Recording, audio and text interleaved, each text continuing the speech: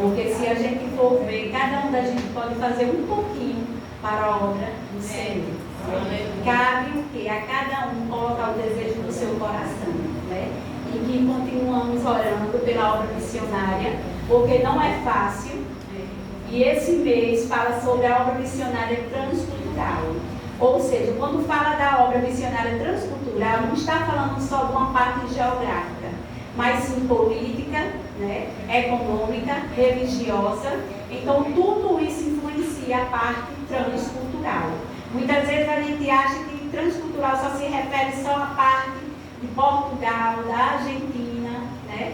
Mas existem lugares aqui, como hoje mesmo eu frisei no estudo bíblico, que são lugares, ou seja, são bairros que nem todo mundo tem coragem de entrar para falar do amor de Jesus, né? E ali são pessoas que precisam, que necessitam ouvir a palavra do Senhor. E interessante que a lição, ela frisou o caráter missionário da igreja de Jerusalém. E o que me chamou a atenção, que aquele servo do Senhor, que foram ali direcionados para levar a palavra, eles não chegavam, ou seja, em um local e começavam a mostrar as falhas daquelas pessoas, mas não. Eles estavam ali para falar de um Senhor que era o único suficiente Salvador, que era Jesus Cristo. É como o nosso presbítero Sebastião, ele falou aqui, não adianta a gente atacar, né? Ou seja, a religião de ninguém, nem os deuses que outras pessoas aí afora adoram. Mas que saímos no intuito de proclamar um único e suficiente Salvador, que é Jesus Cristo, né? Porque a obra é dele, a obra não é nossa. Simplesmente só abrimos nossa boca, né? E criamos coragem para poder levar a palavra. E os demais, né, a cada dia, o Senhor vai nos capacitando, vai nos dando graça, para que possamos levar a palavra para aqueles que se encontram necessitados, né?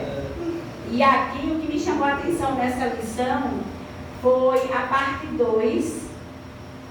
Aqui quero ser bem breve. Onde diz o seguinte, aqui, ó, cristãos dispersáveis, mas conscientes de sua missão, né? A gente frisou também no estudo bíblico que missão é o ID de Jesus, mas também é uma tarefa. Que foi instruída não só a irmã Rosário, não só ao irmão Renato, ao presbítero, à irmã Iris, mas a todos. Temos essa tarefa em nossas mãos, de levar a palavra a quem quer que seja, né? Seja um drogado, seja uma prostituta. E às vezes, eu estava até mencionando também no estudo bíblico, eu disse, às vezes a gente diz assim, Senhor, me capacita para levar a palavra. Aí quando vamos passando por uma rua, aí vê um abençoado ali, vamos dizer, usuário de droga, que anda um pouco diferente, a gente faz o quê? Ó, corta caminho, vai por outra rua que, na verdade, que às vezes a gente acha que representa um risco para a gente. Mas a palavra do Senhor manda pregar, né? Manda pregar. Então temos que seguir o ID de Jesus. E mais na frente aqui diz o seguinte, ó. O que fica em destaque, portanto, não era o ofício ou o cargo, mas a capacitação do Senhor. Os apóstolos eram extraordinários e os profetas excepcionais, somente porque sobre eles também estavam a mão do Senhor. Louvado seja Deus. Hoje, se você é dirigente de ciclo de oração, hoje, se você é dirigente do ciclo de louvor, do grupo de louvor, né? Seja presbítero, seja diácono, seja professor, mas é a mão do Senhor que está estendida sobre você, para exercer esse posto que lhe colocaram, né? Porque pela nossa capacidade, ó, não sairíamos de nada, de um canto, nem de casa, né? Mas é o Senhor, a mão do Senhor que tem o quê? Sustentado a mim e a você. E o segundo aqui fala o seguinte, olha só. O terceiro subtópico fala sobre a identidade cristã. Olha só, a verdadeira identidade. O que realmente define um cristão não é apenas um nome ou um rótulo, mas sim sua vida, sua fé e suas atitudes. Louvado seja Deus. Ser cristão significa crer em Jesus, abandonar o pecado e receber a salvação como um presente de Deus. E eu fiz a pergunta às irmãs e eu falei o seguinte: quando alguém te dá um presente, quando somos presenteados com a moça da irmã Iris, né? Com outros demais presentes, a gente quer dar para alguém? Não. Não. Se sentimos alegres. Se sentimos alegres quando somos o quê? Presenteados. E por que não se alegrar com esse presente, que é do Senhor Jesus? Que foi a salvação, a graça que o Senhor tem me dado e tem te dado. Né? Então, será que esse presente a gente não vai querer dividir, compartilhar nossa felicidade com alguém? Então, que possamos compartilhar, né? Esse presente tão grande, tão imensurável que o amor de Cristo por mim e por você. E foi esse presente que fez com que eu e você hoje estivéssemos aqui, para glorificar e exaltar o Senhor.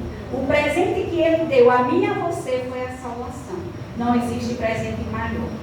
E eu contei também no estudo bíblico, já para finalizar, que eu antes falava muito com Deus e dizia o seguinte: Senhor, eu quero ter uma experiência contigo. Senhor, eu quero ter uma experiência contigo, Senhor.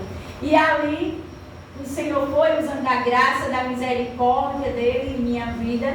E eu lembro como hoje, um culto que teve, Deus usou profundamente um irmão, que ele foi dirigente daqui, não daqui, mas da outra denominada, da outra igreja ali, que hoje é a Casa Irmã Janaína. E eu lembro como hoje que ele falou o seguinte: a maior experiência que um cristão pode ter com Cristo é a salvação. Ali para mim eu me encalei, eu digo: Senhor, eu não quero mais pedir experiência, porque eu já tenho. E é a salvação, o maior presente. Né? Pedimos tanta coisa, misericórdia, saúde e graça, mas não agradecemos a Deus todos os dias por Ele ter nos salvado. E hoje, se eu estou aqui, foi joelhos dobrados. Foi um grupo de irmãos que evangelizavam para minha mãe. Louvado seja Deus. Não sei quem conheceu aqui a irmã Maria Helena, mãe da irmã Jaciara. Louvado seja Deus. Eu lembro como hoje a minha mãe, sem ter condições de uma hemorragia, que foi descoberto um câncer no útero dela. E ali era sangue mais sangue, eu digo porque eu estava ali presente, eu e minhas irmãs. E só tinha minha tia evangélica. E ali ela falou: corre, me ensina onde é a casa de um pastor aqui. E eu falei: olha, tem um pastor que mora ali, mas eu não tenho muita intimidade com ele. E ela falou: minha sobrinha, vamos. E aqui quando eu cheguei, o pastor Arisvaldo, eu lembro como hoje, louvado seja Deus, ele estava se arrumado já, só esperando a esposa para poder ir para o culto. E ali, quando chegou eu e ela aqui, nesta casa, falamos com ele, ele não mediu esforços. Ele falou: eu vou. Ele poderia ter 1001 motivos para não ir, que não nos conhecia, mas ele foi. E ali, louvado seja Deus, quando ele começou a orar, Deus se fez presente de uma tal maneira que aquele sangue que jorrava da minha mãe foi estancado. Ou seja, parou, cessou na hora, irmão. Esse milagre não aconteceu no outro dia, não. Foi questão de segundos. Louvado seja Deus. Foi questão de segundos. E ali o Senhor já falava comigo. Mas eu, tapava meus ouvidos. O Senhor falava e eu não queria. Eu lembro como hoje, quando foi para meu esposo me pedir em casamento, eu falei para ele: eu quero ser crente. Ele: pare com isso, pelo amor de Deus. Pare com isso, eu não me conheci crente. E ali já gritava algo diferente em minha vida. E ali as irmãs se fizeram presente de uma maneira que era 2 dias na semana que ia até a casa da minha mãe. E ali levavam Bíblia, levavam harpa e passavam a tarde ali entoando os hinos. E Deus se fez presente. E minha mãe aceitou Jesus. E meu pai aceitou o Senhor Jesus também. Está vendo aí a obra do Senhor? Então precisou vir alguém de Portugal ou da Itália, não.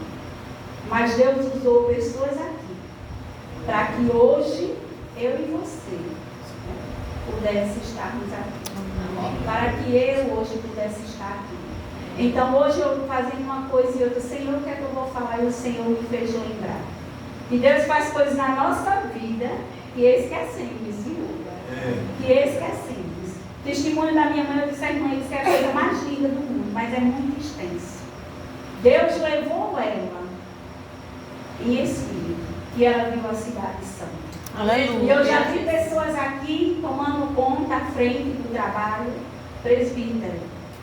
E eu não cheguei a contar, mas eu estava ali. E ele falou, olha, quem disse que foi na cidade essência, não acredito. E eu, ô Senhor, tenho misericórdia, né? Deus é lindo, irmão. Deus é lindo. Agora basta que eu e você, a cada dia, agarre esse presente, com unhas e dentes, que a salvação que ele tem me dado e tem te dado. Né? E Deus cuida de cada um. Glória a de Deus, nós. aleluia.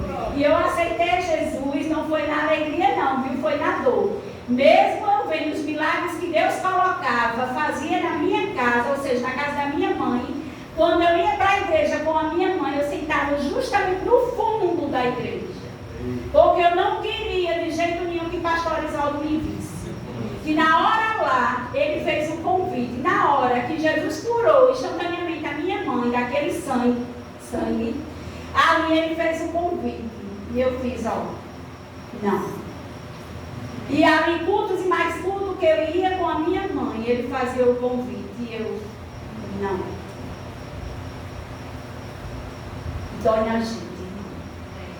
Precisou ser necessário, Deus permitiu eu perder a minha mãe, ou seja, eu perdi aqui na terra, mas ela está no céu. Amém, glória a Deus. Diferença de 5 meses do meu pai para com a minha mãe. Deus me apertou de uma maneira, que eu disse, Senhor, não tem para onde correr não. Não tinha para onde correr. Mas foi uma estratégia formada por Deus para que eu voltasse, ou seja, voltasse para Ele. Não estou falando voltar para os caminhos, porque eu tinha vontade. Na verdade, eu acredito que eu já estava convertida, mas não sabia, porque o desejo era grande. Mas não queria. Eu cheguei a andar com folheto e sem ser crente, dizendo, eu vou mostrar para os crentes que eu vou ser salva. E por onde eu passava, eu falava ali, olha, toma um folheto. Eu queria tudo menos ser crente, porque eu achava, como diz a palavra, cafona. Mas Deus me pegou no estreito. Aleluia, Jesus. Então não espere. Não espere servir a Deus, não espere ser fiel a Deus no estreito. Mas deixe Ele fazer como Ele quer na minha e na tua vida. Glória a Deus. E as demais coisas serão acrescentadas. Amém. Deus tem cuidado da minha família de uma forma que eu digo, Senhor. Meu esposo, por esses dias, passou um aperto. A irmã Iris sabe.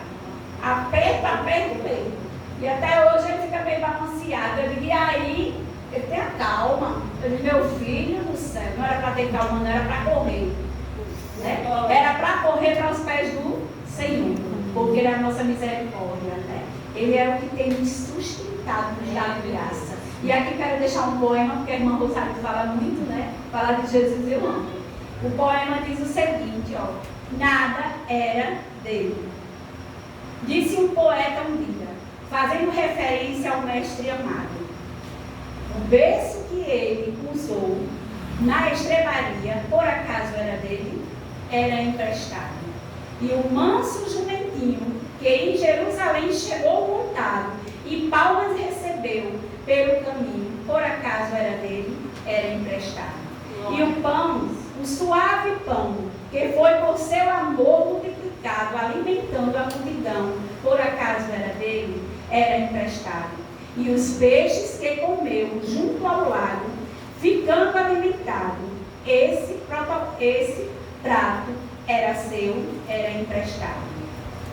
E o famoso barquinho, aquele barco, em que ficou sentado, mostrando à multidão qual o caminho, por acaso era seu, era emprestado. E o quarto, em que ceou ao lado dos discípulos, ao lado de Judas, que o traiu, de Pedro, que o negou, por acaso era dele, era emprestado. E o berço tumular, que depois do Calvário foi usado, de onde havia de ressuscitar, por acaso era dele, era emprestado. Olha só, enfim, nada era dele. Mas a coroa que ele usou na cruz era dele. Assim diz o poeta, viu? E a cruz que carregou e onde morreu